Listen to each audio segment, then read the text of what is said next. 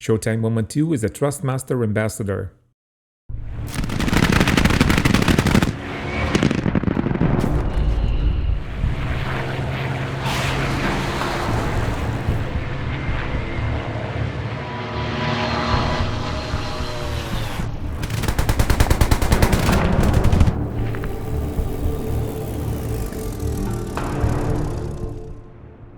Hello everyone, this is Showtime 112. Messerschmitt 163, known as Comet, was the only operational rocket-powered fighter airplane in history. It was yet another Wunderwaffe, or wonder weapon, a technologically advanced piece of equipment with which Germans attempted to counter the Allied numerical superiority. Just like with other late-war German aircraft designs, there is a number of YouTube videos about it, but they give little or no information about its actual combat record. So that's what we will focus on, giving just elementary details about the development and performance.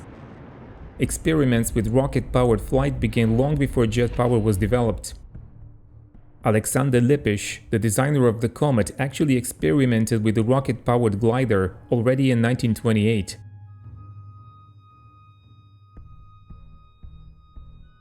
He eventually developed his ideas into Messerschmitt 163, which made its first rocket-powered flight in August 1941. This variant, Messerschmitt 163A, also unofficially broke the world speed record, reaching more than 1,000 km per hour.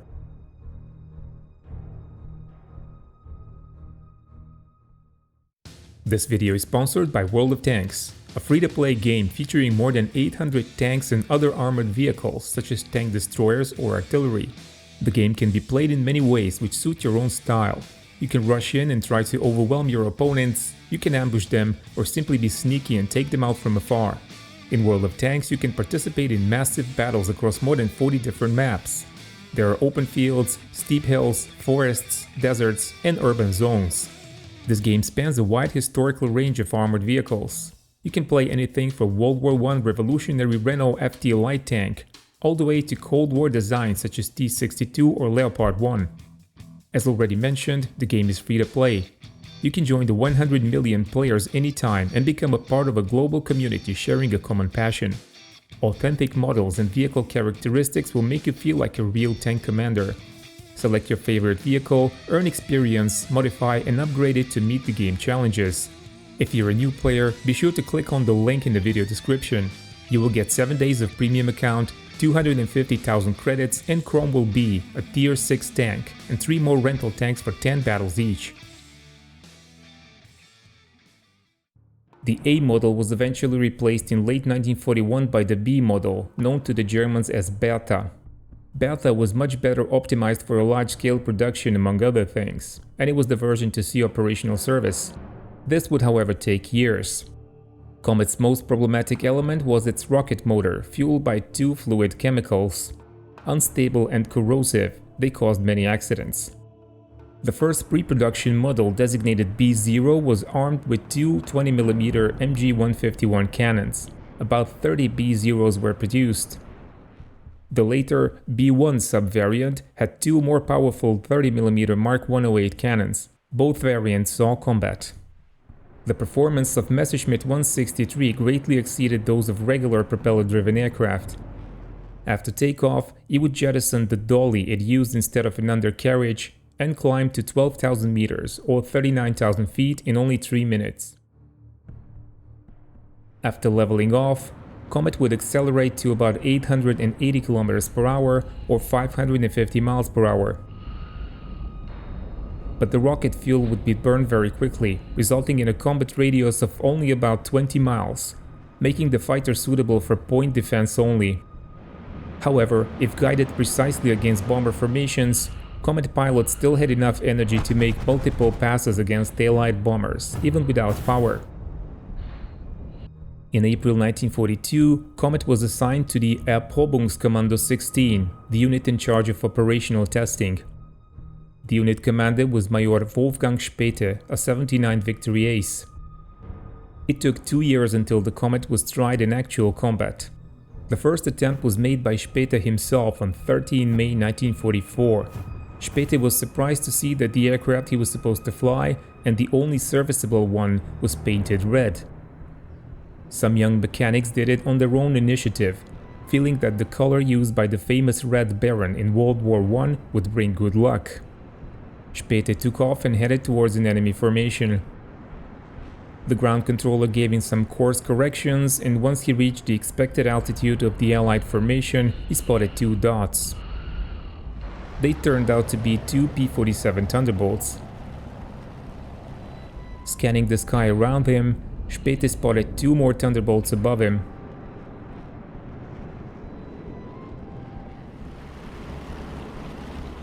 In order to allow the enemy fighters ahead of him, he commenced a weave.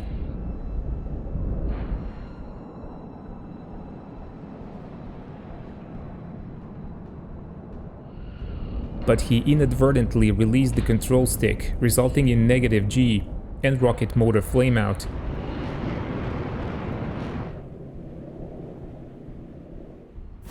In such a case, the motor can't be restarted for 2 minutes, and Späth was now in a dangerous situation with no power and with enemy fighters nearby. But 2 minutes passed, Späth restarted the motor successfully and began to chase the 2 P-47s. But suddenly, Comet's left wing snapped down and the plane went into a dive. Attempting to regain control, Späth caused lateral instability and shaking, resulting in more negative G forces. The rocket motor flamed out again. The Messerschmitt 163 apparently exceeded its Mach limit, resulting in the loss of lift on the left wing. Späth managed to land back safely at Bad Zwischenhahn. There was another unsuccessful intercept, this time of a recon Spitfire on 29 May 1944. On 30 May, Allies successfully bombed Bad Zwischenhahn, destroying one of the Erprobungskommando Comets and damaging 5 more.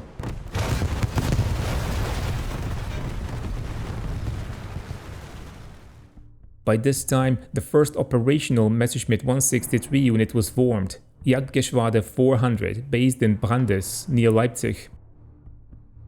The unit's primary task was defense of Leuna synthetic fuel factory, which was continuously raided by Allied bombers in this period. The first significant attempt by Messerschmitt 163 against Allied formations took place on 28 July 1944.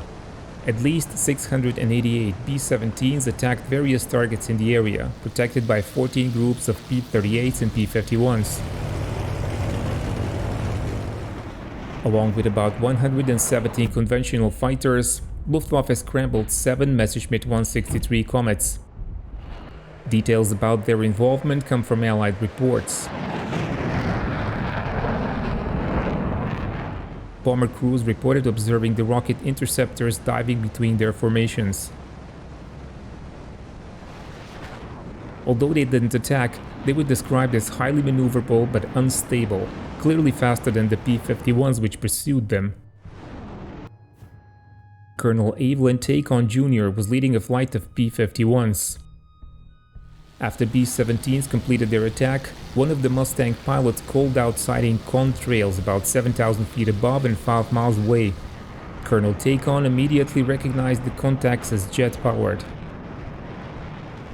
He ordered his flight to drop their fuel tanks and to pursue enemy fighters.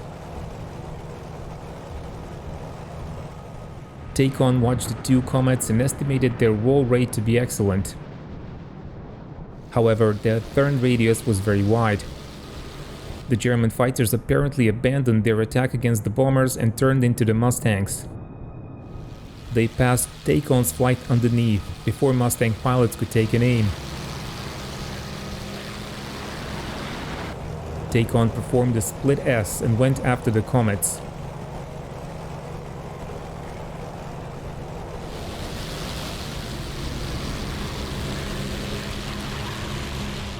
When he regained visual contact, one comet he saw was already 5 miles away. It seems that on this scramble, the comet pilots were primarily testing their tactics without attempting serious attacks. The airplane's speed was a great advantage, but it also presented a huge challenge. It made the aiming process very difficult. Comet's 30mm cannons had a relatively low muzzle velocity with a significant ballistic drop. This meant that they could realistically achieve hits only at short range. With the large speed difference between the attacking comets and their bomber targets, there was a very brief window during which hits could be achieved. This window would typically last only a few seconds.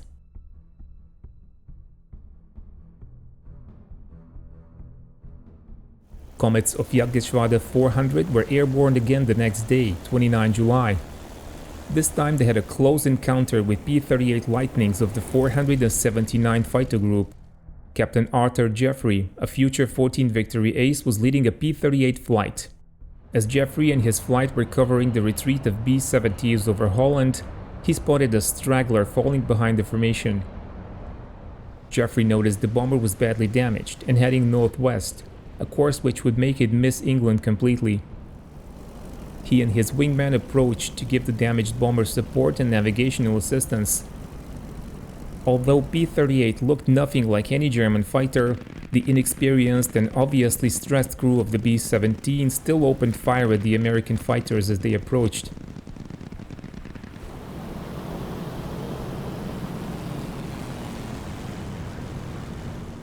The damaged bomber continued its flight, and at 11:45, Captain Jeffrey observed the Messerschmitt 163 about to attack the B-17. The German fighter made a 5 o'clock pass, followed by a slight dive.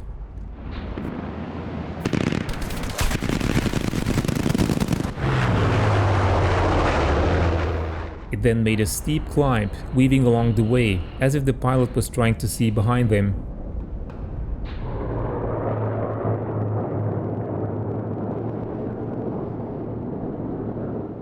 During this weaving, Jeffrey was able to approach the Messerschmitt and open fire. He observed hits.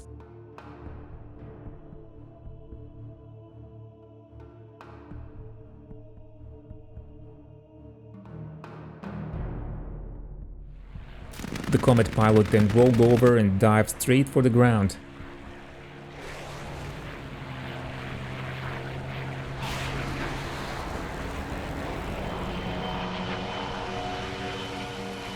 Jeffrey followed. He kept firing at the Comet, but eventually pulled his stick, leveling out just a few hundred feet above the ground, blacking out in the process.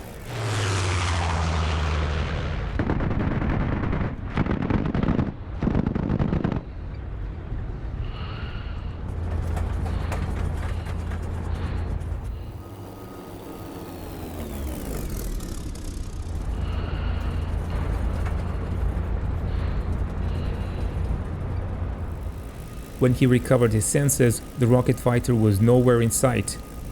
Jeffrey claimed a probable kill. His wingman, First Lieutenant Richard Simpson, watched the Messerschmitt 163. He estimated that it entered the clouds at about 3,000 feet in a nearly vertical dive, and it couldn't have pulled out of it. Even though German records don't show any Comet losses on that day, nor do they show which pilot might have been involved in the duel with Captain Jeffrey, the probable kill was later upgraded to confirmed. This makes Jeffrey's claim the first officially confirmed Allied fighter victory over a German jet or rocket-propelled airplane. It was Jeffrey's second kill, and he would achieve 2 more in P-38 plus 10 more in P-51. This was part 1 of our video about Messerschmitt 163 Comet in combat. So far, success eluded the German rocket-powered fighter. Check out part 2 to see if the Jagdgeschwader 400 pilot's luck changed after these initial encounters. Thank you and keep watching Showtime 112.